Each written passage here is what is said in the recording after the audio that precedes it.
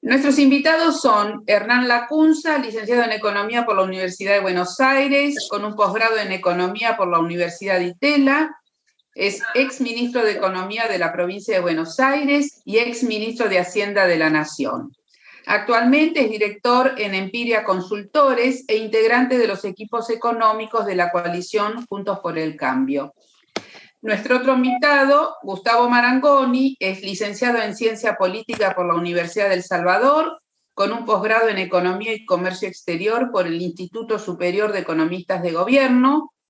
Tiene un máster en Relaciones Internacionales por Flaxo, expresidente del Banco Provincia y actualmente es socio director de la consultora M&R Asociados.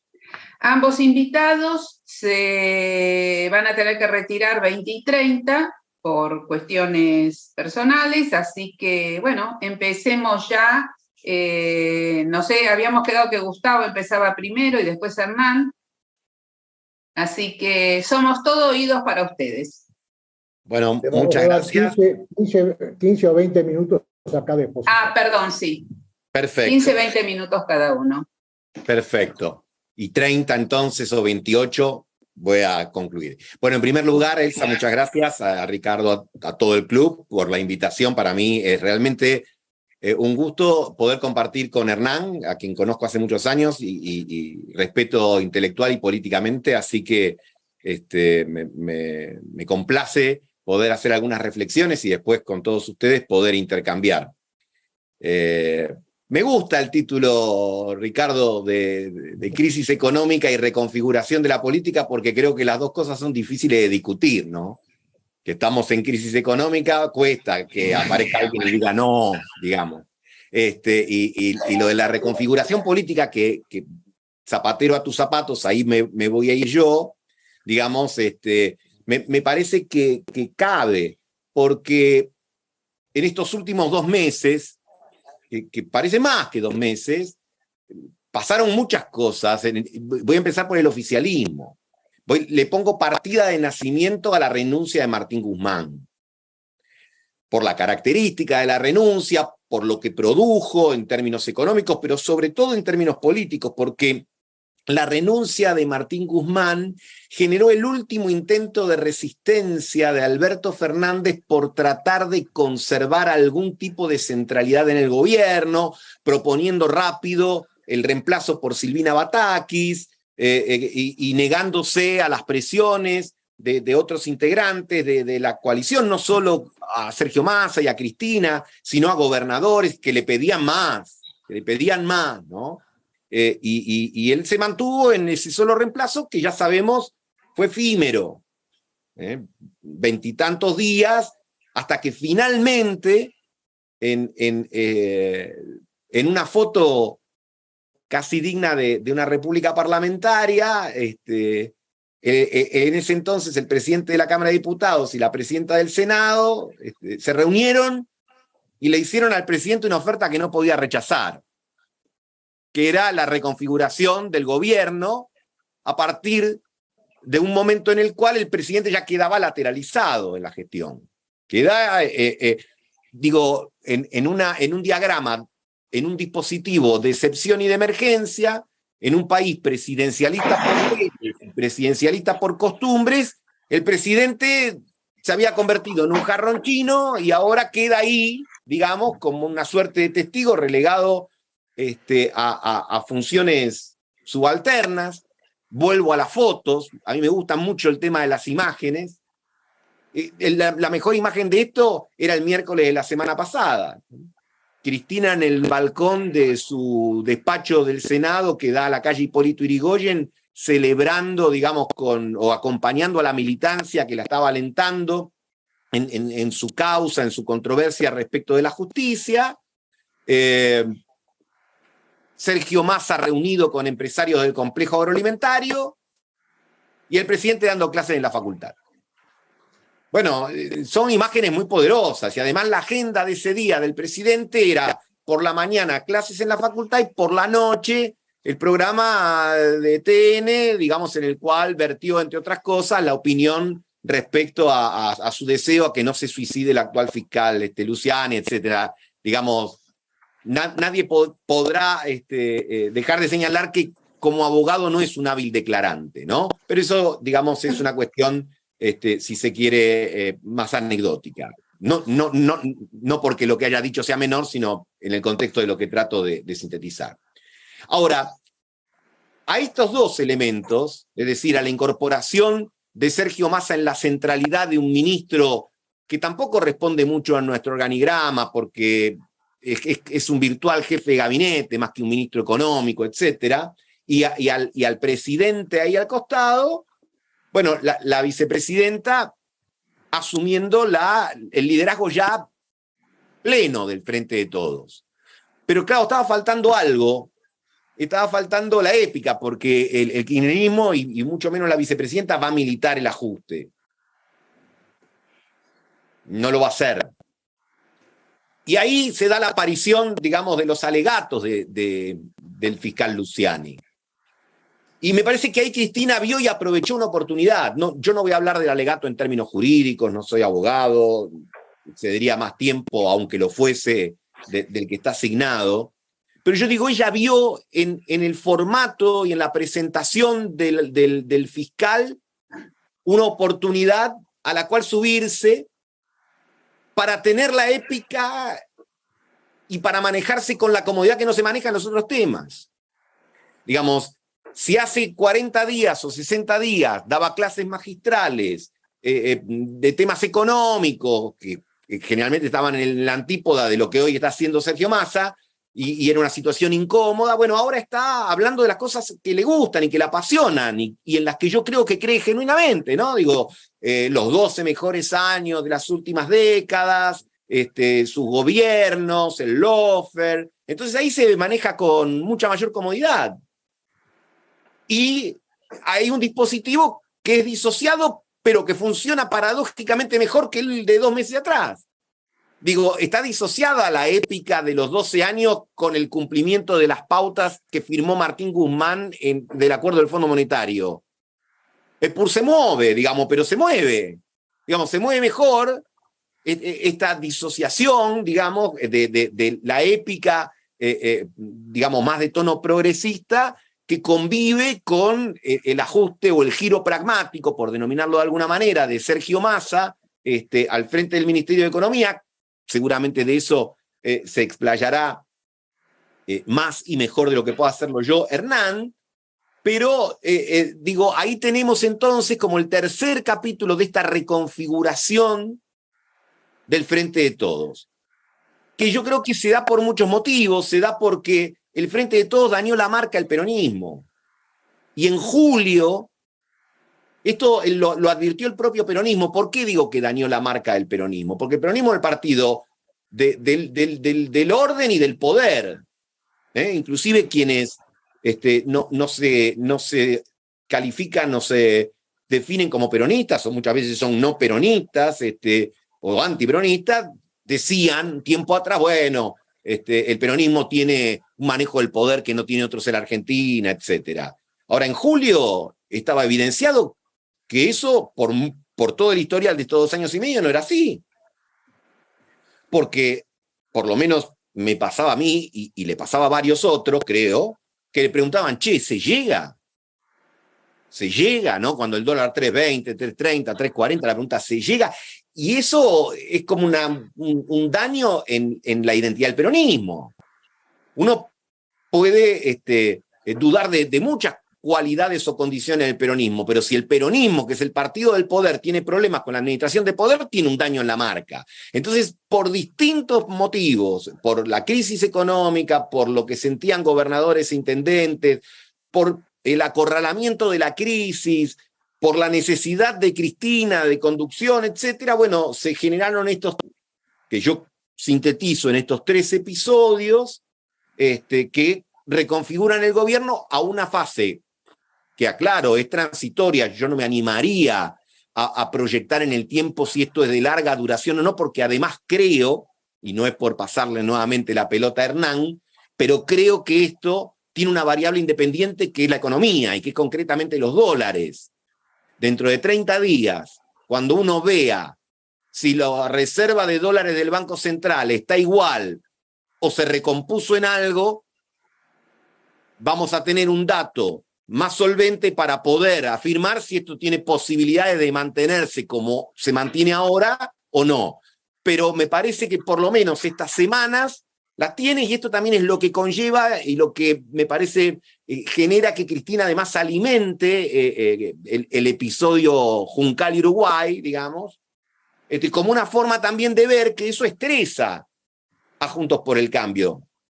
No porque Juntos por el Cambio ya no viniese estresado por motivos anteriores, porque a mí me parece que a Juntos por el Cambio lo interpela una pregunta que en parte yo la veo como divisoria de aguas. ¿Qué es primero para el futuro? ¿El consenso o las reformas? Y ahí yo veo que hay como diagnósticos distintos, y no son cuestiones solamente tácticas. Me parece que hay una cuestión estratégica profunda y conceptual profunda. Digamos, está la famosa teoría del 70%, digamos, hay que juntar una masa crítica del 70% y eventualmente avanzar. Y esta otra que dice, no, acá hay que avanzar y en todo caso, digamos, generar después los consensos, a partir de una reforma más conceptual, digamos, a la que el expresidente Macri definió como avanzar más rápido y más firmemente, ¿no? O que Patricia Bullrich, que son los dos que me parece, y perdón si abro demasiados títulos y subtítulos y a lo mejor no desarrollo, pero quiero cumplir con el tiempo y me quedan 5 minutos, pero creo que son los que mejor han interpretado y aprovechado el fenómeno Milei. Porque Milei, que fue como una estrella fugaz así en marzo, abril, mayo, no sé, más o menos cito de memoria los meses, y después medio se opacó, pero instaló un tema fuerte en la sociedad. Instaló el tema de la casta, que yo creo que tiene fuerza, porque describe una realidad. Y también, de alguna manera, en su formato y en su ideario y en sus métodos, porque justamente a los dos integrantes de Juntos por el Cambio que siempre salvaguardó de su discurso fue al propio expresidente y a Patricia Bullrich. Y creo que ellos advirtieron que tenían de alguna manera también que endurecerse conceptualmente para poder fortalecerse en este esquema. Entonces, a partir de estos cambios y de que ahora un poco la pelota del internismo está más del lado de Juntos por el Cambio por esta reorganización, veremos si transitoria o durable del oficialismo, me da la impresión, digamos, que se empieza como a jugar otro partido en todo lo que refiere al escenario político, que además está influenciado por lo que decía antes del tema económico y por la cercanía de las elecciones y por algunas cosas que se hablaban aquí previamente, a ver si el oficialismo intentará o no el tema de la PASO, a ver a qué puede acudir, digamos, como para tratar de llegar en mejores condiciones. Tengo más dudas que respuestas.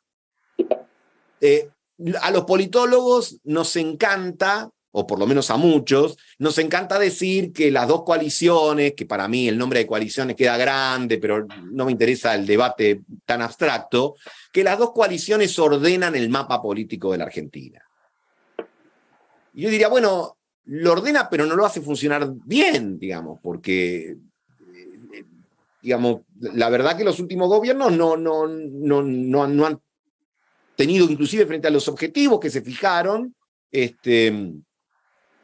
logros concretos, estamos en una situación más deteriorada. Entonces, un poco la pregunta es si la continuidad de las coaliciones con el formato actual permite la posibilidad de pensar, encaminar los temas argentinos, o es necesario reconfigurar de alguna manera las coaliciones, las agrupaciones, los frentes, el nombre que le quieran poner, para probar desde otro lugar. Es decir, yo creo que la experiencia del Frente de Todos ha sido tan frustrante en materia del ejercicio del poder, que tiene que dejar aprendizajes a tirios y troyanos, ¿no? el tema de construir un formato de gobierno que después esté interpelado internamente y tenga que estar permanentemente compensando, ha tenido muy malos resultados. En un partido con el manejo del poder peronismo, digamos, le llevó 2 años y medio resolver ese problema. Y vamos a ver si lo resolvió. Vamos a ver. Entonces, creo que queda como interrogante cómo encarar la etapa que viene con la agenda que hay. Yo creo que la pretensión de mínima y de mediana de Cristina es tratar de llegar, como le pasó en el 2015, pero ahora en una situación más compleja y más deteriorada, a de nuevo poner en manos del otro, eventualmente si se llega, bueno, tomá, digamos, te dejo el presente griego. Y eso hoy sería como hasta, hay que ponerle mucha imaginación y mucha onda, porque yo no sé si es fácil, aún en este contexto, transitar el año y meses que falta para la elección.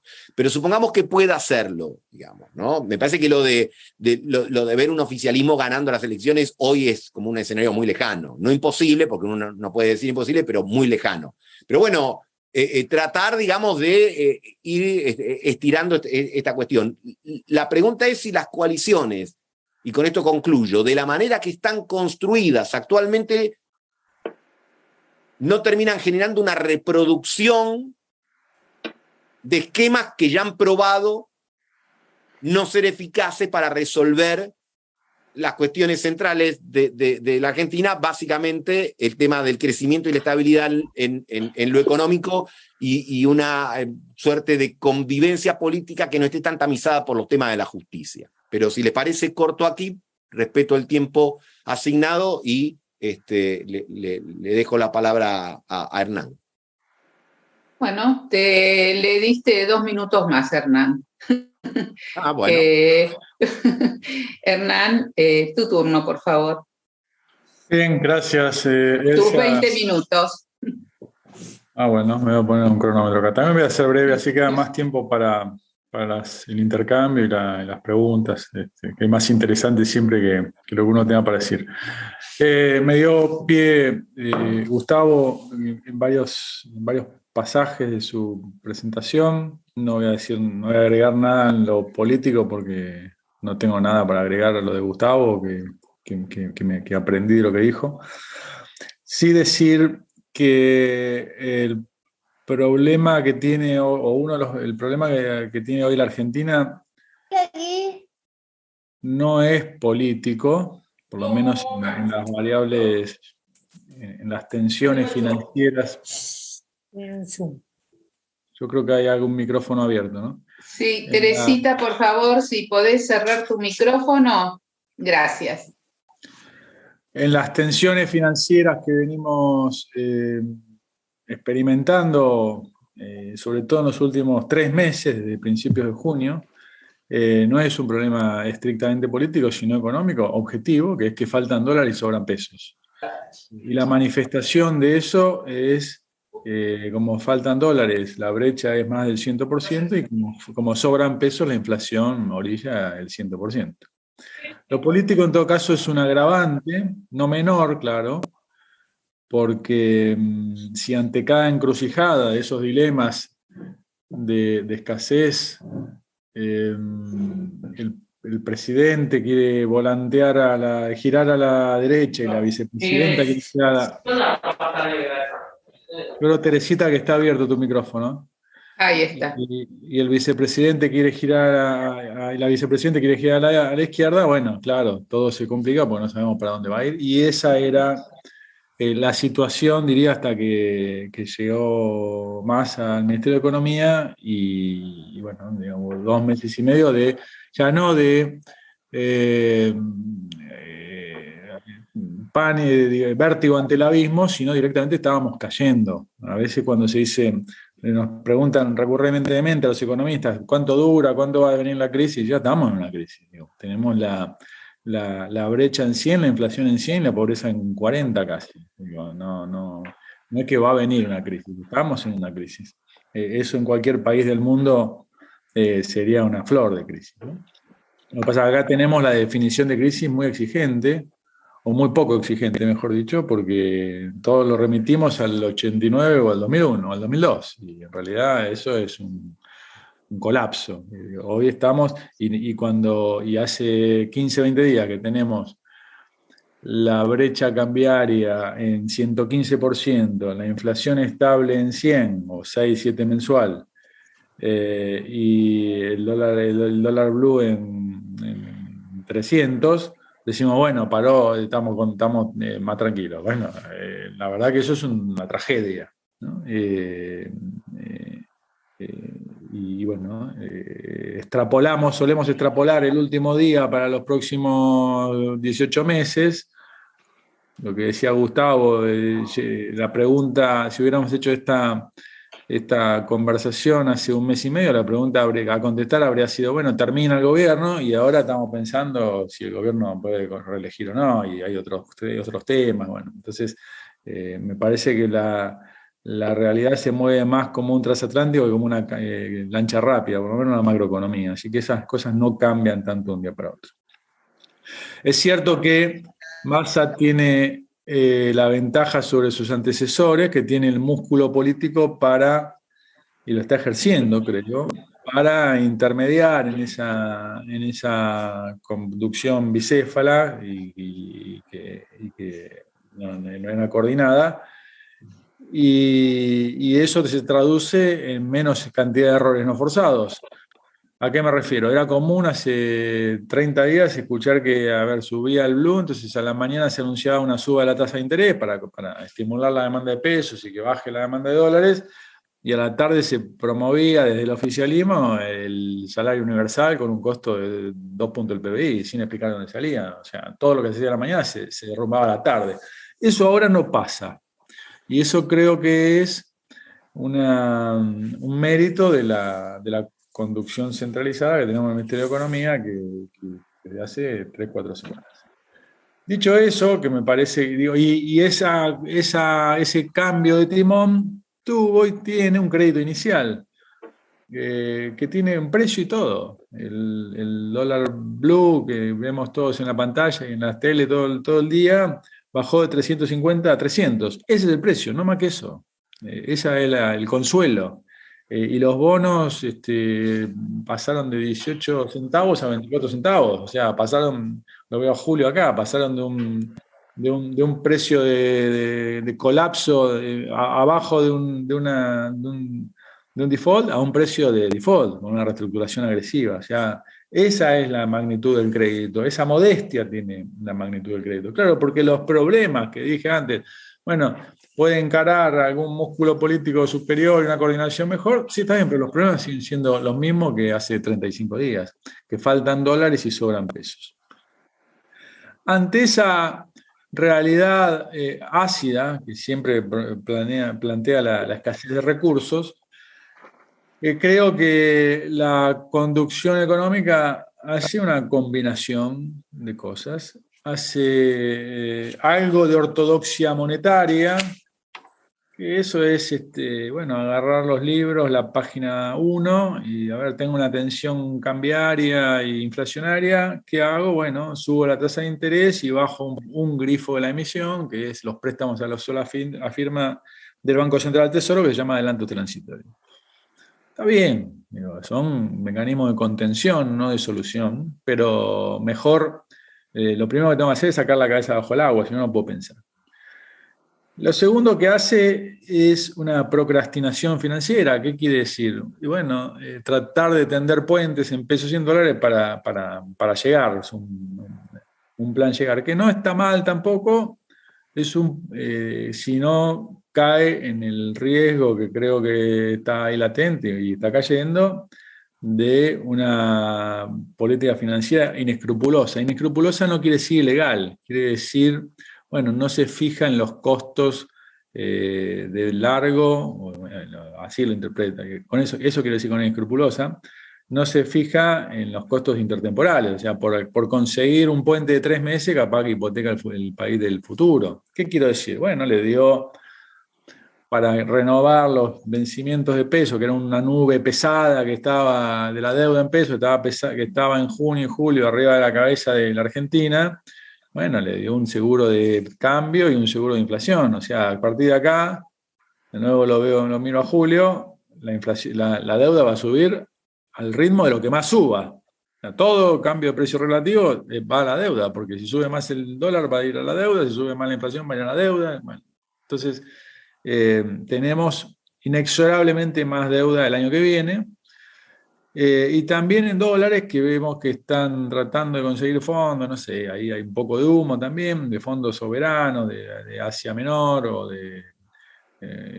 de bancos de segunda línea que piden condiciones usurarias con garantías de 10-1, o sea, para prestar $1.000 millones piden garantías por 10.000. Bueno, todo eso es medio manotazo desesperado para conseguir algo de reservas, sin importar lo que viene más adelante. Hay una dosis de humo, dije, entonces hay ortodoxia monetaria, una procrastinación financiera, el tercer componente es un humo productivo, digamos, estos regímenes sectoriales, todo eso. Miren, si la inflación es 100 y la brecha es 115, o el contado con liqui vale 300, no va a haber inversión, y toda la inversión que venga por planes sectoriales va a ser oportunista, no persistente, va a tratar de tener tasas de retorno altísimas, porque dicen, esto en cualquier momento cambia y me la tengo que llevar toda junta.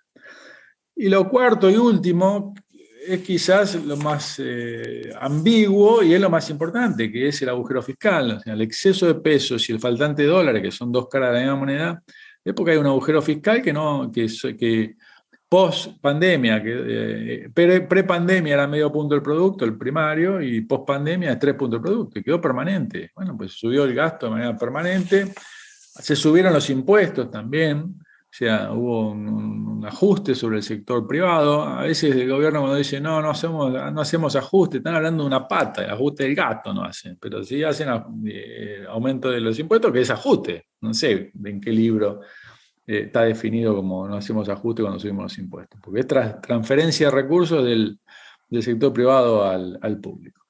Y así trata de ganar tiempo, que no es una mala estrategia ni económica ni de política en un gobierno que le falta 1 año y medio.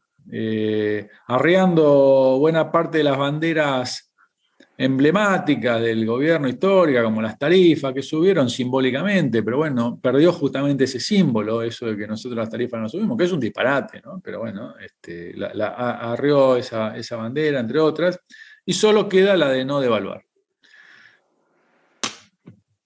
Y acá voy a terminar con esto porque me parece que pero voy a hacer algún comentario, me parece que es lo que tiene al gobierno con la cabeza bajo el agua y sin poder proyectar más de los 30 días que decía Gustavo, que coincido, que se va a definir en las próximas 4 o 5 semanas.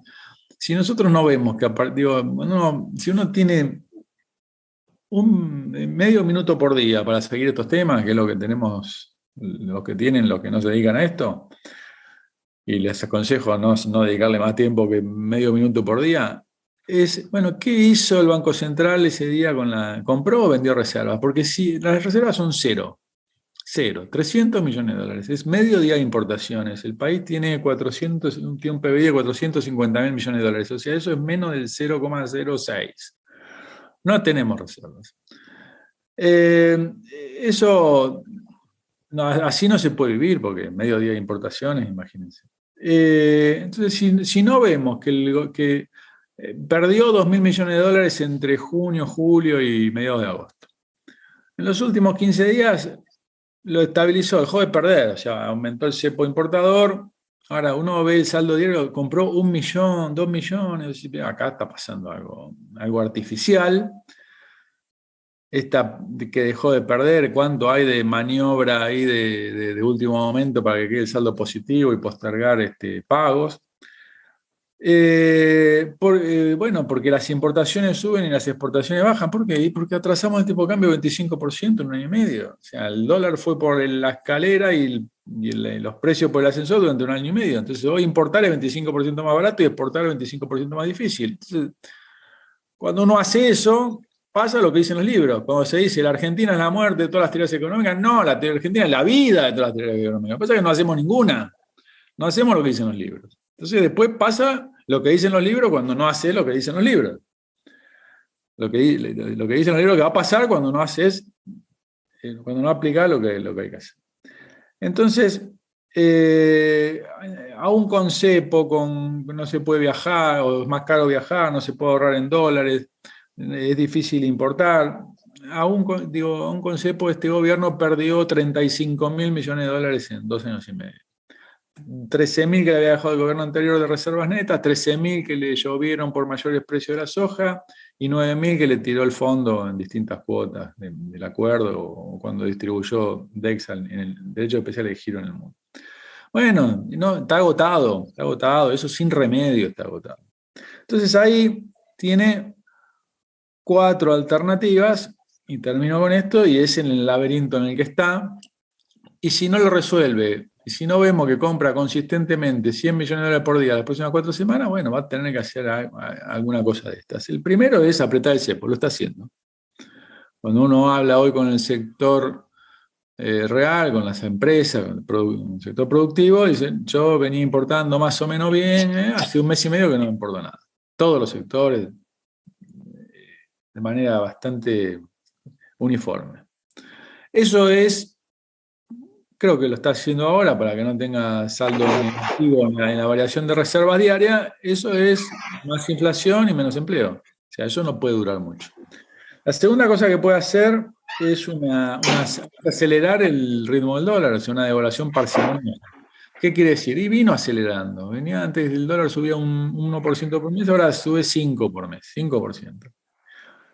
Por supuesto que en la carrerita de autos por una cornisa, que son los 3 activos que todos tenemos en la cabeza para ahorrar o para invertir, que son bienes, pesos y dólares. La tasa de rendimiento de los bienes es la de inflación, la de los pesos es la tasa de interés y la de los dólares es la tasa de evaluación. En esa carrerita, que todo el tiempo compiten y miramos qué va a pasar con eso, para saber dónde ponemos nuestros ahorros, una cosa es que esos autitos anden a 30 kilómetros por hora, como el año pasado, hace 2 años, otra que anden a 90, como ahora. Es más peligroso, porque cualquier toquecito lo saca de pista.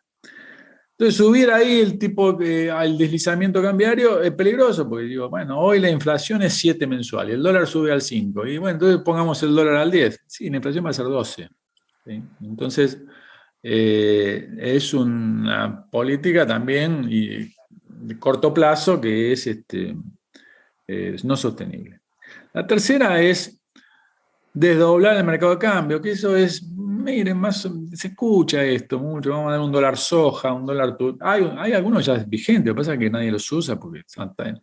Bueno, esos son errores no forzados, se ponen mecanismos tan intrincados que nadie accede. Hay un dólar turista, ¿se acuerdan que los turistas extranjeros tienen que bajar del avión de Seiza, tienen que ir a la sucursal del Banco Nación, abrir una cuenta ahí, depositar $5.000? Un disparate, no se abrió ni una. Bueno, esa es mala praxis gratis. Pero, y ahora se escucha, ¿no? Los mineros quieren el dólar litio, los ojeros quieren el dólar soja, los del campo quieren dólar soja, el turismo, los hoteles quieren dólar turista. Bueno, puede ser, es un desdoblamiento desordenado. Tradicionalmente el desdoblamiento es poner el financiero alto y el comercial bajo para que entre algún dólar voluntariamente por el canal financiero, pero que no se traslade a precios, porque lo que compite con los precios locales son las importaciones y las exportaciones. Bueno, esto sería al revés, es poner dólar de exportación alto para algunos bienes. Entonces el Banco Central ahí está comprando caro dólares y vendiendo barato para que no traslade inflación. Eso también tiene un problema que dura 30 días. Y la cuarta es un salto cambiario, una devaluación. Es el reflejo faltan dólares, bueno, ¿cómo se raciona? Se puede racionar todo vía cantidades, no sé, o vía precios, encarecer. Eso pasa con el dólar, con el agua mineral o con el kilo de naranjas. El problema es que si yo les digo hoy el dólar oficial vale 140 pesos, y seguro que acá, ¿quién compra y quién vende? Pregunto acá en la sala. Y nadie me conteste, pero si fuera anónima la encuesta, todos comprarían. Ok, mañana nos levantamos y abrimos la web y vemos que PESE dice que a partir de mañana vende dólares a 180. ¿Quién compra y quién vende a 180? Somos compradores todos porque pensamos, bueno, ok, 2.10. ¿Quién compra y quién vende? 2.40, 2.70, 300. En 300 va a aparecer alguien que venda. Les puedo asegurar. Como pasó en 2002, que con 5 Perdón, presidentes. Hernán, tenés Sí. 2 minutos. Sí, con 5 presidentes, con default, con devaluación, con corralito, o sea, una cantidad de catástrofes superiores a la actual, que no va a pasar, paró en 4 el dólar. Bueno, ahora no, en algún momento pararía. Ahora, el problema es que si llevamos el dólar, si devaluamos sin reservas, la única forma de ponerle un techo es que un día, cuando todos querramos comprar, que haya un vendedor. Y como el Banco Central no tiene reservas, bueno, le puede pasar lo que llaman overshooting, o sea, que se pase de largo y tengamos una inflación gratis. Así que ahí estamos, y me parece que va a terminar siendo una combinación de las 3 primeras cosas, que es un poco de cepo, un poco de desdoblamiento y un poco de aceleración en la tasa de devaluación, para evitar la cuarta, que me parece, especulo, conjeturo, no tengo la información, que lo único que le dijo Cristina Massa, dice, bueno, haz lo que tengas que hacer, pero no toques el dólar. No sé, digo, por la función de reacción de la política económica, no por otra cosa, digo esto. Así que me parece, termino, Elsa, en este renglón, me parece que el próximo año va a estar regulado, acá las elecciones, no va a haber sol, no va a haber reactivación, no va a bajar la inflación, que va a haber tormentas frecuentes con el dólar y con el tipo de cambio y con la inflación, con la brecha y con la inflación. Y lo que se está tratando de evitar, que es contestar la pregunta de Gustavo, llega a este gobierno y está tratando de evitar el tsunami. ¿Qué es el tsunami? No es una hiperinflación, no es un corralito. El tsunami es una devaluación descontrolada, o es un problema con la deuda en pesos, o es una superinflación. ¿Qué es una superinflación? No es una hiper. Así como la inflación pasó del 3 al 7 mensual, que es que los precios cambian todos los meses, que cambian todas las semanas, es que pase al 150 o 200 mensual, que es que cambien todos los días. Y es eso, y está tratando de acotar el riesgo del tsunami, o del granizo, para ponerlo menos dramático, a costa de empeorar la herencia para los fines de 2023. Termino acá. Gracias. Bueno, yo voy a dividir, hay 4 personas que pidieron la palabra, vamos a hacer 2 preguntas, le pasamos el bochín a los invitados y después las otras 2 preguntas, si les parece. Así que, Humberto Bonanata, por favor, tu pregunta. Muchas gracias, Elsa. Una pregunta para Hernán que ya está casi contestada, pero me gustaría acomodar un poquito el concepto. ¿Cómo crees vos, Hernán, que hubiera resultado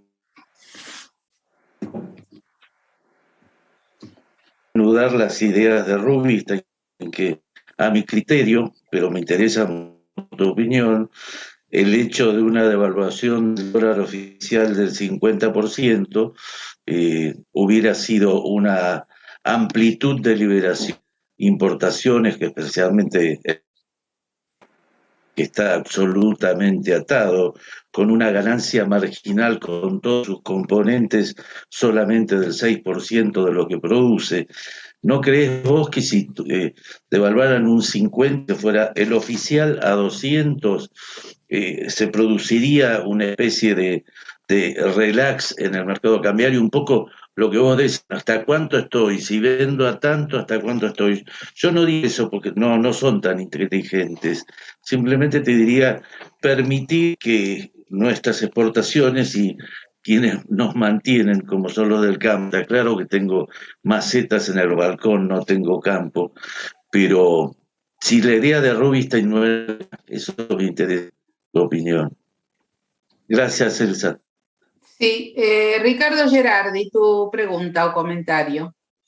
Sí, muchas gracias. Bueno, muy interesante ambas exposiciones. Una pregunta para Gustavo y una para Hernán.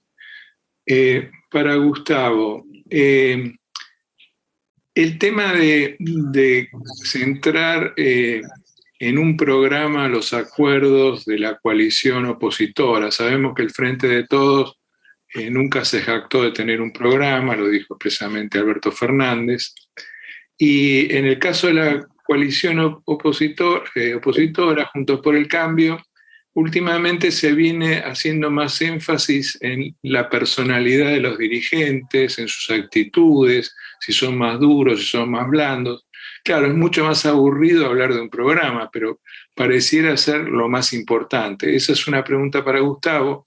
La segunda pregunta para Gustavo es, en el escenario último de Hernández, que hay una devaluación, como decía Humberto recién, una devaluación importante, ¿no volaría por el aire el acuerdo entre Massa y Cristina y eso no sería un caos político? Bueno, esa es la pregunta para Gustavo.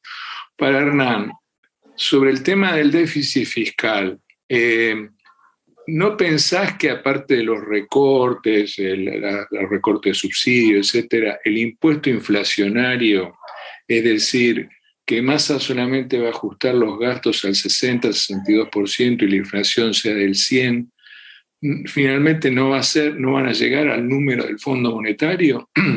Esa es una de las preguntas para Hernán. La segunda pregunta para Hernán es en el cuarto escenario, es decir, si con los tres escenarios que vos planteaste llegan, aparentemente no llegan con el tema reservas, y con el salto devaluatorio, bueno, ahí implicaría, digamos, que Rubinstein hiciera un programa muy consistente, que lo acordara con el fondo, que eso convenciera a todo el mundo, salvo a Cristina. Parece un escenario muy difícil, ¿no? Bueno, muchas gracias. Bueno, Gustavo y Hernán. Primero al profesor. No, eran dos preguntas respecto del programa. Bueno, es cierto, el Frente de Todos se jactó de no tener programa, y como tampoco tenía liderazgo, bueno, llegamos hasta aquí en estas condiciones que se han descrito tanto del lado de Hernán como del mío. Respecto de la oposición, yo creo que sí, coincido que los programas son importantes, le dan consistencia, pero a mí me parece que cada época reclama lo que faltó en lo inmediato anterior. Es decir, que va a reclamar algún tipo de liderazgo que hasta acá no hemos visto, y uno supone algún tipo de liderazgo con capacidad integradora de algunos sectores que eventualmente hoy no pueden estar o no están dentro de Juntos por el Cambio, en el caso de que se mantenga esa configuración. En cuanto a la segunda parte de la pregunta, si en septiembre, octubre se diese esa devaluación, ya sea por el mercado o por la obligación de lo que los economistas llaman el salto discreto, ¿no? Perdón. No sé si hubo una interferencia, pero decía, en el caso que se dé una devaluación, ya sea porque lo decide el mercado, por el salto discreto que decida el gobierno, entendiendo por salto discreto lo que definen los economistas, no una devaluación tipo a los Fábregas, 30, 40, o el porcentaje que ustedes quieran elegir, yo creo que ahí se abriría un problema de una crisis institucional distinta a la que hemos transitado hasta ahora. Es decir, me parece que ahí ya pasaríamos a esto que elegantemente Hernán llamó el granizo, o un poco más que el granizo, porque me parece que la pax precaria del Frente de Todos se vería severamente amenazada.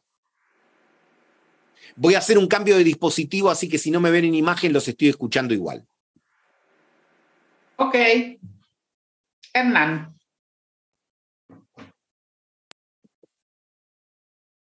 Aprovechamos para criticar a Gustavo, que no escucho un minuto. No, está escuchando, ¿eh? Ojo, te digo que oír, oía. Sonamos entonces. Bueno. La primera pregunta del plan de se me cortaba un poco, Humberto, así que escuché medio cortado, pero creo que entendí, del plan Rubinstein. El plan Rubinstein, ¿qué es lo que trascendió? No sabemos si es cierto, qué sé yo, medio oscura esa historia. Tanto el origen como la desmentida, bastante desprolija y no sé si legal todo.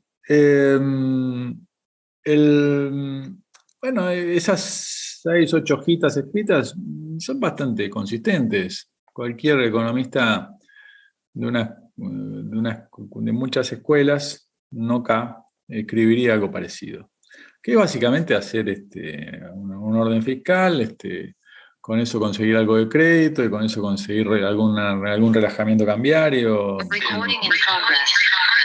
y algo de ortodoxia monetaria para fomentar el ahorro en pesos. Es eso, no mucho más sofisticado que eso.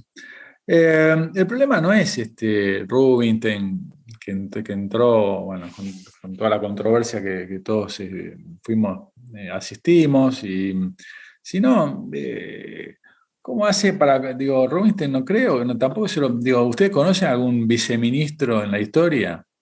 No se acuerdan de ningún nombre, porque nunca fue un cargo muy importante. Ahora porque Massa no es economista y porque necesita un interlocutor con el fondo, pero no le daría una relevancia política muy importante. Y el problema ahí es la cohesión del gobierno para tomar las medidas. Entonces no es, imagínense una pulseada Rubinstein-Cristina, dura más o menos 6 segundos. Así que no importa el papel escrito, me parece que eso no se va a llevar a la práctica.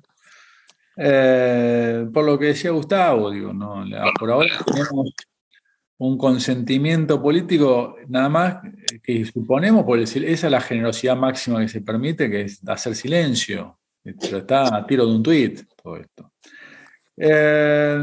Las devaluaciones, Humberto, no ocurren voluntariamente, siempre son contra la voluntad de los gobiernos. Y cuando estás contra las cuerdas, como está con el tema reservas. La de Fábrega de 2014, enero de 2014, Fábrega-Kicillof, que devaluaron 25%. Es tarde para eso. Es tarde políticamente porque ahí quedaban 2 años, ahora queda 1 año. Políticamente. B, en aquel momento había 18.000 millones de dólares de reservas netas, hoy hay 0. En aquel momento la inflación inercial era 25, hoy es 90. De modo que no creo que lo hagan. Voluntariamente no creo que lo hagan. Y respecto a la otra pregunta del Fondo Monetario, miren, la verdad que esa es parte de la ambigüedad o el humo fiscal. Se tomaron 3 medidas, que son anticipar ganancias de grandes empresas, eso es 0,2 del producto, subir las tarifas con más bombo que carne, 0,1 del producto, y darle un bono a los jubilados menos 0,1 del producto. Neutro eso, no se hizo ninguna. Y todo esto que dicen los diarios, que vamos a poner el tope, mentira, eso es crédito presupuestario, eso no es es que no gasten todo lo que no gastaron hasta ahora. Eso tiene un impacto de 0,16 del producto. Digo esto medio aburrido de cuánto del producto, que me parece una technicality, para decir, miren, estamos arriba del 3, y eso es, estamos haciendo grandes títulos de cosas que significan 0,1 el producto y estamos arriba del 3. Por supuesto que mejor hacer eso, eso puede servir para que la inflación no sea más de 100, para que no se vaya a 200, pero no para que baje a 50. Así que, y el problema no es el fondo es completamente irrelevante. El fondo, no porque el fondo es irrelevante, está desahuciado con Argentina. El acuerdo que hizo en marzo es malo, y Argentina incumplió el acuerdo a los 10 días. El 20 de marzo se firmó, después de 2 años de negociaciones secretas que no sé qué hicieron, el 31 de marzo lo incumplió. Tuvo que inventar recursos arriba de la línea, anotó como recursos corrientes cosas que son inventos. Y en junio incumplió las 3, la fiscal, la monetaria y la cambiaria. No lo va a ejecutar el Fondo Argentina porque no le conviene que Argentina entre en default, no sabría cómo salir después. Espera que termine este gobierno para ver si renueva esto o si viene otro, pero hablar en otros términos. El problema no es el fondo, el problema son los argentinos.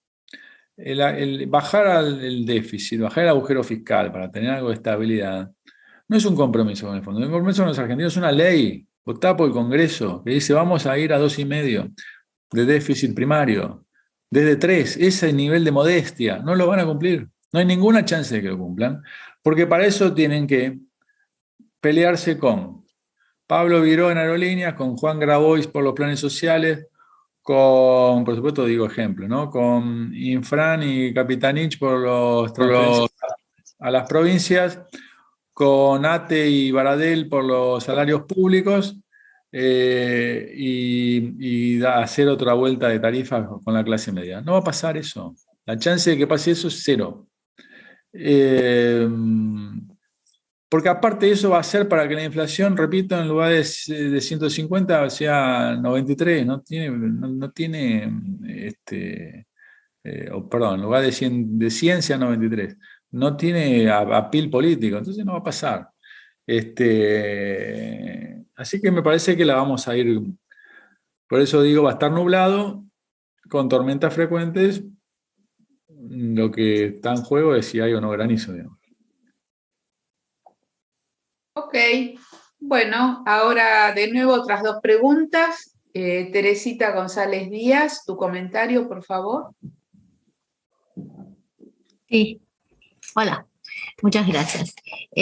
Muchas gracias a los expositores. La verdad que siempre es un placer estar en este Zoom. Yo quería incorporar una mirada, porque yo soy parte de un grupo de embajadores, que somos embajadores de carrera, que en este momento están en el exterior y que no tienen nada que ver con los mamarrachos políticos que firmaron la declaración la semana pasada. Y nosotros tenemos un canal informal de comunicación, transmitimos lo que ellos que están afuera reciben y nos transmiten a un grupo que estamos acá, que pensamos a ver qué va a pasar a partir del año que viene. Bueno, y lo que yo quería traer es que nadie pregunta por lo que está pasando hoy en el exterior. O sea, sí, alguno preguntará, pero digo, en el conjunto, ¿no? Haciendo una evaluación conjunta de qué nos demandan a los embajadores que están en el exterior. Le preguntan qué pasa con la oposición. O sea, hoy ya es como si hubieran dado de baja a este gobierno, realmente. Es como que, o sea, lo que pasa es que con el fondo, como dijo Hernán, no importa, ya está, qué sé yo, están en default. El BID no importa si te da 500, 700. Los bonos, es como si hubiera realmente.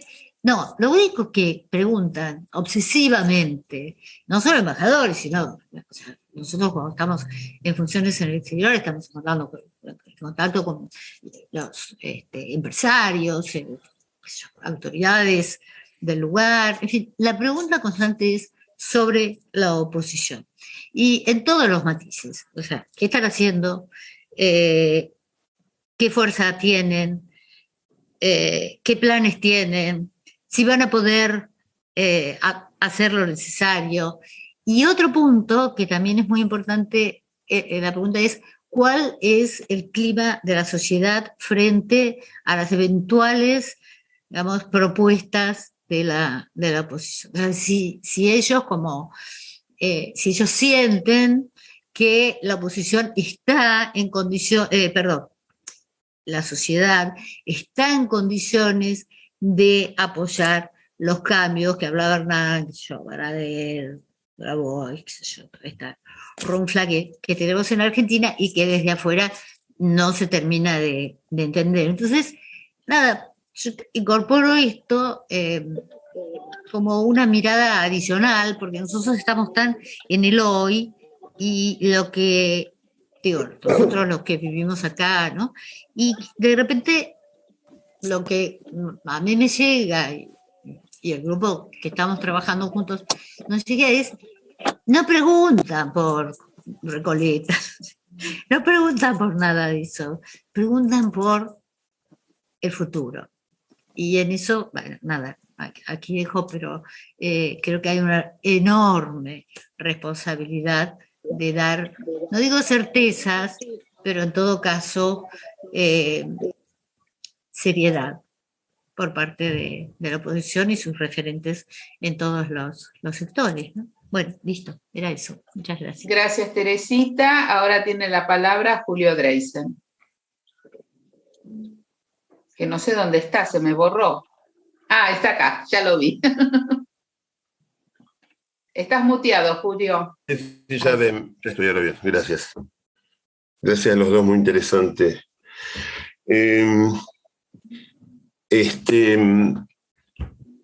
Hernán hizo una descripción bastante profunda sobre la situación actual, cuáles son las medidas que con las restricciones ideológicas y políticas este gobierno puede adoptar. O sea, ¿hasta dónde puede llegar? Decía, 150 inflación, podemos lograr 93. Ese es un ejemplo que diste, ¿no? Pero tenemos la suerte que vos, y esto es un final de un ciclo, y tenemos la suerte que vos fuiste protagonista de un final de un ciclo y que nos podés explicar mucho al respecto. Porque a mí me gustaría escuchar, en la situación actual, no decir si hubiéramos llegado en tal situación hubiéramos hecho esto. Vamos a suponer que hoy te designa el ministro de Economía vos. Acabas de decir las cosas que no te gustan, que están haciendo, o que no sirven, o que son un blef, digamos, una pintura. Mi pregunta es, ¿qué cosas sí se pueden hacer en un último año de gestión para que las cosas terminen mejor? Y te saco la restricción ideológica y política de este oficialismo. No digo, supone que es Cambiemos que negocia. Y que, por ejemplo, hace, como vos tuviste que hacer, un reperfilamiento de títulos en vez que hacer esta bola que hicieron ahora con los bonos duales, etcétera, etcétera. Entonces me parece interesante ver, digamos, hacer una crítica desde lo que uno piensa que uno hubiera hecho en una circunstancia de este tipo. ¿Está, Julio? Sí, es eso. Gracias. Bueno, entonces, Gustavo o Hernán, ¿quién de los dos quiere empezar con estas dos preguntas o comentarios? En realidad creo que las preguntas están más orientadas, digamos, tanto por lo económico como por el perfil de la oposición a Hernán. Lo único que sí me gustaría destacar es el tema de la política internacional, de la política exterior, que finalmente no suele ser un tema tan presente ni en las campañas, lo cual no extrañaría tanto, digamos, que la opinión pública no lo tenga tan, digamos, al momento de tomar la decisión de su voto, pero sí llama muchas veces la atención que no esté incorporado en las decisiones, en el armado programático, en el diseño de los gobiernos, más allá que cuestiones muy genéricas y muy poco definidas, ¿no? Yo creo que indudablemente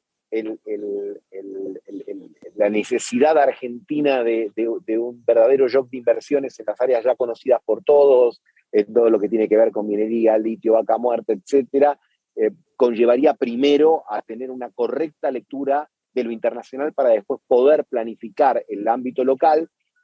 Focalizo mucho en el tema de energía. Me parece que las proyecciones, sobre todo por tomar un caso específico del gas para el año que viene, asustan. Pensar que aún la Argentina terminando el gasoducto tendría que hacer frente a alguna incorporación de los famosos buques regasificadores para el año que viene a un valor $80 o vaya a saber cuánto. Entonces me parece que es un elemento nada más para instalar la importancia, tanto desde lo económico como de lo internacional, de primero pensar y ver el mundo para después ver el esquema de la semana. ¿Está, Gustavo? ¿Le damos la palabra a Hernán? Sí, le paso la palabra a Hernán. Muy bien. Bien, hola Teresita. Sí, esas inquietudes que se recogen en el mundo y también acá, ¿no? En el campo privado, empresario, son esas preguntas que vos decís, tal cual. A veces la pregunta dirigida a la oposición, ¿qué están pensando? Sí, a veces la gente que cree que cuando no ve el sol cree que no está. Y digo, no es que el sol sale cuando uno se levanta, digamos. Entonces, la gente que cree que desconoce algo, cree que no existe. La oposición está trabajando un programa hace ya mucho tiempo, lo cual no quiere decir que no sea público, no quiere decir que no exista. Te puedo dar ahora algunas pinceladas o algunos temas, ¿no? sin dar definiciones de lo que le puedo dar a todos. Creo que, pero quizá la pregunta más importante que hiciste, Teresita, es si la sociedad va a estar dispuesta a recibir, o primero votar y segundo acompañar a un gobierno que tome esas medidas. Me gusta decir que el populismo es un problema de demanda y que en todo caso la oferta política se adecua a esa demanda, como yo adecuo mi charla a lo que creo que es la demanda de lo que a ustedes les interesa. Y bueno, los políticos hacen lo mismo y necesitan votantes, entonces, obviamente, políticos no estadistas, ¿no? Si la Argentina no cambia su demanda de política, si el votante medio no cambia su demanda de política, vamos a tener un lío. Sí, pero no el gobierno próximo. La Argentina, en este laberinto que estamos desde hace 4 décadas con Matías, no quiero resumir y menos ante este auditorio, 4 décadas llenas de pliegues y de matices en un renglón, pero sí en 2 números. La pobreza promedio de la democracia, que cumple el año que viene 40 años, la pobreza promedio es 36% y la inflación promedio es 70%. O sea, no es un problema de este gobierno nada más, ¿no? Fue del anterior y del previo. Así que si seguimos haciendo más de esas cosas, más de lo mismo, va a seguir igual. Y si el votante pide más de lo mismo porque le gusta que le regalen la luz, y tenemos un problema más de fondo. ¿Está bien? Que está bien, el desafío después hay que explicarlo, pero también las encuestas hoy día, que acá muchos conocen mejor que yo, la demanda, dicen, ¿cree que hay que hacer cambios de fondo? Sí, o sea, hay que hacer cirugía mayor, sí. Bueno, ok, ¿está dispuesto a que le suban las tarifas para que baje la inflación? No, eso no. Bueno, entonces, o sea, todos queremos cirugía, pero que lo operen a otro, digamos. Eso es un problema que me supera, me excede, cómo se educa al soberano, cómo se pone arriba. Obviamente que eso tiene catalizadores consensuales de nivel dirigencial, que dirigir gente hacia el votante medio, idealmente es así, y si no, ocurre por las crisis. O sea, Argentina puede hacer cambios cuando se cayó el precipicio, hiperinflación de 89-90 o hiperdesempleo, hiperpobreza de 2001-2002. Y después vinieron otros regímenes, no idénticos precisamente, pero ahí se pudieron hacer cambios. Pero bueno, eso te deja la pobreza en 60. Entonces ahí hay más tolerancia cuando la sociedad se está desangrando y dice, bueno, está bien, mirá, cicatrizame acá y hacer lo que tenga que hacer. Pero eso es triste hacer. Los populismos terminan, ¿no? Mirá América Latina, que vos conocés mejor que yo por tu trabajo. Bueno, estamos rodeados de países con distintos perfiles de gobierno. No sé, Perú tiene 5 expresidentes presos y la inflación es 3%. Y emitió en pandemia deuda, tuvo crédito en moneda local 3%. Entonces no es que es un destino inexorable. No estamos condenados al populismo. Y la pregunta de Julio, para no extenderme más, hiciste referencia, Julio, a la maniobra de fin de gobierno del anterior. Había por lo menos 2 diferencias sustanciales. Una es el tiempo, una cosa eran 4 meses, otra son 18. No es el mismo. O sea, tu horizonte, obviamente tus medidas, tus políticas tienen que ser creíbles y muchas veces, como sabés bien, en economía no sembrás y cosechás simultáneamente, sino que a los varios meses. Entonces, ese horizonte importa mucho. Y la segunda diferencia, a favor de aquel gobierno y en contra de este, me parece que la conducción política era plenamente consciente y la verdad que nosotros, digamos, los errores o los aciertos fueron propios, y había un respaldo político de lo que hubiera que hacer, que era cortarse la pierna izquierda y la pierna derecha, recontra antipático, pero era evitar los males mayores en este orden, que era una hiperinflación, un corralito, una devaluación descontrolada o un default. ¿sí? Y eso fue, por eso tomaron esa medida, porque si no la pobreza se iba a ir a 60, terminó en 35. Y la inflación se iba a ir a 100, terminó en 50. Y con esa comprensión política y con la necesidad de garantizar el fin de mandato en paz y en orden social, o sea, sin descontrol financiero y en paz social, bueno, por eso, ahora este gobierno me parece que no tiene ni esa conciencia, ni ese diagnóstico, ni esa pericia técnica, ni esa voluntad, me parece. No sé, me excede esto. Me parece que el problema para encarar, digo, ¿qué haría? No haría una cosa muy distinta a la de Rubinstein, ponele. ¿Está bien? Y no creo que ningún economista profesional haga algo muy distinto, proponga, digo, algo muy distinto. Ahora, me parece que no va a tener la convicción del gobierno para hacerla, y eso es una diferencia sustantiva con el anterior. Digo, y ahí no es que la aritmética cierra siempre. Ahora después hay que tener la vocación y la voluntad política de llevar adelante las medidas. Me parece que no existe. Acá es durar a lo que cueste. A lo que cueste. Y la herencia del año que viene va a ser peor que la de 2015. Va a haber, termino con esto, Elsa, va a haber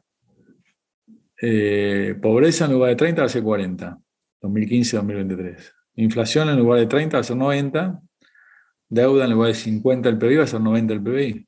Entonces, los márgenes de acción son distintos. Perdón, gracias.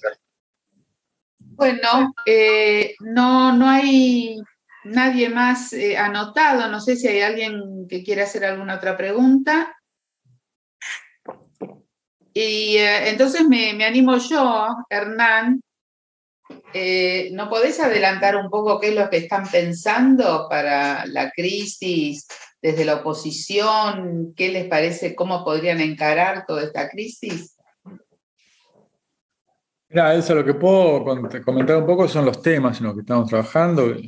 Un poco dije, la herencia va a ser peor, entonces hay que tener eso como punto de partida. Segundo, la Argentina, ¿no? El próximo gobierno no va a tener crédito, con lo cual los dilemas del tipo shock versus gradualismo se vuelven más abstractos, porque bueno, si no la alternativa que es financiarlo vía emisión de pesos, y eso es consagrar una inflación que ya va a estar en 3 dígitos. Así que te diría que tiene dos aristas, una el programa de estabilización, otro un programa de crecimiento, de mejorar la competitividad, 2 andariveles. El primero es conseguir un equilibrio fiscal primario, por lo menos ya sin intereses más o menos rápida, porque sin esa ancla fiscal, estabilidad, la magia no existe, entonces no va a haber ningún régimen monetario, cambiario robusto si el Tesoro es una máquina de chupar pesos o de demandar financiamiento. Y para conseguir equilibrio fiscal son, las tarifas energéticas, las provincias, el esquema impositivo y el sistema previsional. Esos son los temas a trabajar. Sin anticipar ninguna. Y la agenda de competitividad es con esta regla del juego laborales no se va a crear empleo privado. Sin empleo privado ningún programa tiene cohesión social. Con esta regla de energía no va a haber inversión, y digo energía y minería, por decir 2 sectores, inclusive agro, 3 sectores que pueden dar divisas más o menos rápidas, pero no empleo, y sectores que pueden dar más intensivos en empleo. Uno puede pensar en está de moda ahora, servicios basados en conocimiento, turismo y construcción, que no es transable, pero es muy mano de obra intensiva. Un régimen de comercio exterior que no sea arbitrario, como es hoy, que hay que ir a golpear al funcionario de turno para que me deje importar. Te diría, que esos son los temas que componen la agenda de gobierno, o el programa de gobierno 2024. ¿Sí? Bueno, gracias, Hernán. Yo le pasaría la palabra ahora a Luis Rapoport, que tiene su manito, muy prolijamente, su manito alzada. Simplemente transmitir una preocupación. y es que vos sabés que, pero me conocés, la preocupación mía es la gestión del desarrollo. Y yo percibo que del tema de gestión de desarrollo, ¿qué es la gestión de desarrollo del siglo XXI? No está en la agenda de nadie. Los 4 o 5 cosas que vos mencionaste son cosas que tienen que ver de una forma obviedades y vinculado con lo sectorial. Pero la gestión de desarrollo es otra cosa. Es otra cosa en Europa, es otra cosa en Canadá, es otra cosa en Israel, es otra cosa, es otra cosa. Y no la veo. Entonces eso, la verdad, me preocupa. ¿Y qué sería tu juicio?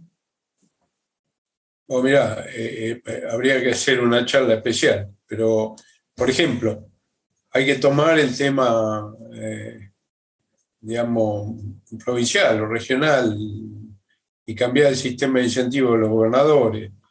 Hay que pensar en presupuestos a largo plazo. Hay 10 capítulos que te puedo pasar, pero no me corresponde. No. Simplemente afirmar, no existe, no se sabe. En la Argentina no hay ese skill. O sea, las universidades, hay 8 universidades en todo el país que enseñan gestión del desarrollo. Teoría de desarrollo, sí. Gestión del desarrollo, hay unas 8, pero las 8 enseñan gestión del desarrollo local. O sea, son universidades de ámbitos locales, que yo, Gastón Echarí de Misiones, la UTN de Rafaela, te puedo citar una por una, pero no se enseña, no se sabe. Yo, de alguna forma estoy jodiendo con ese tema. Yo veo que ni los políticos ni los economistas se interesan en el tema. Y la verdad que, digamos, vos tenés que ofrecerle a la sociedad una cosa de largo plazo que diga, mira, para vos no es, pero para tus hijos sí, o para tus nietos. Y para eso hay que tener un modelo de gestión del desarrollo en la cabeza y en los medios y en el debate público. Simplemente eso que la verdad me preocupa. Incluye una política tecnológica, desde luego pone un acento en la educación que tampoco está resuelto, pues es un tema central del desarrollo.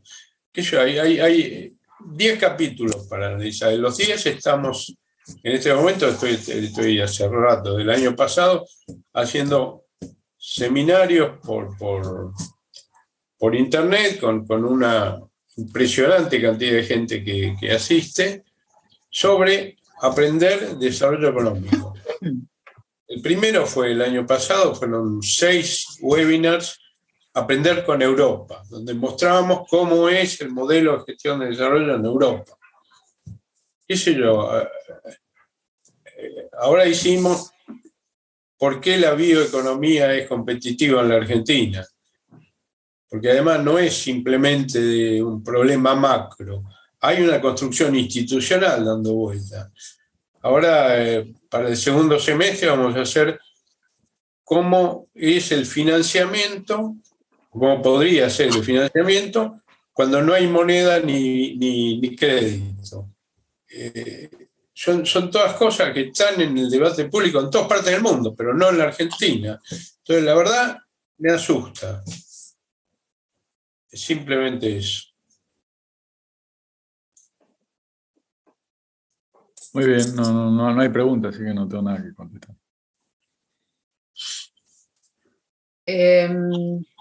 Bueno, no tenemos más preguntas ni comentarios. No sé, Ricardo, si querés cerrar la reunión. Yo quería, sí, preguntarle algo a Hernán. Primero, Hernán, por lo que vos decís, la estrategia del gobierno es sostenerse hasta 2023, en un régimen de alta inflación. No sé si me equivoco. Pero Sí. para esto va a tener que anclar alguna variable. Digo, por ejemplo, si vos no anclás los salarios y tenés una inflación del 90% y abrís las paritarias, lo lógico que vaya a ocurrir es que los sindicatos pujen por conseguir mejoras salariales por arriba del 90%, lo cual esto aceleraría la inflación y haría inestable el régimen de alta inflación. El gobierno tuvo una propuesta, o tiene, no sé si está vigente o no, de un aumento de suma fija y no abrir las paritarias, a lo que obviamente los dirigentes sindicales se van a oponer, porque eso implica achatar la pirámide salarial y impide la capacidad de los sindicatos de negociar mejoras salariales por arriba de la tasa de inflación. Si el gobierno cediera en este campo, se viera obligado a ceder y abriera las paritarias, con una tasa de inflación esperada del 90% para arriba, esto aceleraría la tasa de inflación inevitablemente. Digo, ¿cómo vemos este problema? Porque este es un problema central para el gobierno ahora. Los sindicatos van a pujar con esta tasa de inflación por abrir las paritarias y renegociar las tasas salariales. Y las van a intentar llevar arriba del 90%. Esto desequilibraría, produciría un shock en la economía y aceleraría todos los precios. Sí, coincido con vos, Ricardo. Ancla a mano no hay porque ya se gastaron. O sea, el ancla fue el tipo de cambio del año pasado y principio de este año, las tarifas también 2 años sin aumentos. Entonces las anclas a mano no están, entonces que finalmente lo que uno elige como ancla es lo que elige que se atrase, ¿no? Y por eso es que la inflación se disparó y todo está corriendo al 100 anual y no, está desanclado y bueno, es peligroso. Y la única ancla que queda ahora es la real, o sea, hacer el ajuste fiscal que tengan que hacer para que haya menos emisión, que creo que no lo van a hacer, y entonces la máxima aspiración es, repito un poco, contener la inflación en estos niveles. Ese es el éxito del programa, la modestia del éxito de este programa. Y lo que vos decís es la presión salarial. Creo que el peronismo, ustedes saben más que yo, tiene alguna capacidad de gestión más allí con los sindicatos que un no peronismo, por la afiliación partidaria de los líderes sindicales. Por supuesto, las paritarias cerraron a un promedio de 60 este año, se van a reabrir ahora en septiembre y octubre. Lo que vos decís es cierto, si la inflación es 90 y los salarios subieron 60, si ahora quieren darle 30 para alcanzar la inflación en lugar de 90 va a ser 120. Está bien, o sea, la van a ir, el salario real va a caer, está cayendo y va a caer inexorablemente, como en todo proceso de aceleración inflacionaria, y eso va a tener un costo en términos de actividad, porque va a resentir el consumo, la inversión tiende a cero porque hay mucha incertidumbre, y las exportaciones están planchando por el atraso cambiario que comenté antes. Así que va a quedarse sin motor de expansión por el lado de la demanda. Y entonces, por eso digo, va a estar nublado. O sea, el mejor escenario posible es que se amesete, no que se desplome, pero no va a crecer en la actividad. Si hay un intento voluntarista de subir los salarios reales, y más en año electoral, y va a ser muy peligroso, va a ser contraproducente seguramente, va a acelerar la dinámica inflacionaria, sí. Por ahora no lo tengo claro. Sí he visto que se anuncian ahora algunas aperturas, algún gremio, pero en voz baja por ahora, no masivamente. No sé qué va a pasar, pero el riesgo que vos mencionás existe. Sí. Gracias, Hernán. No, vos. Bueno, si no hay ninguna otra pregunta, les agradecemos a Gustavo y Hernán las exposiciones. Esperamos volverlos a encontrar en otra oportunidad para seguir reflexionando sobre la Argentina. Muchas gracias a todos y hasta la próxima. Gracias, Gustavo. Muchas gracias. Estás manejando vos, estás manejando. No. Estoy acompañando a quien maneja, pero no maneja. Bueno, muchísimas gracias. Hasta luego. Buenas Hasta noches. luego. Hasta Abrazo, la próxima Hernán. reunión. Chao, chao. Gracias por la invitación a todos. Saludos a todos los amigos. Chao, chao. Gracias, Chao. Gustavo.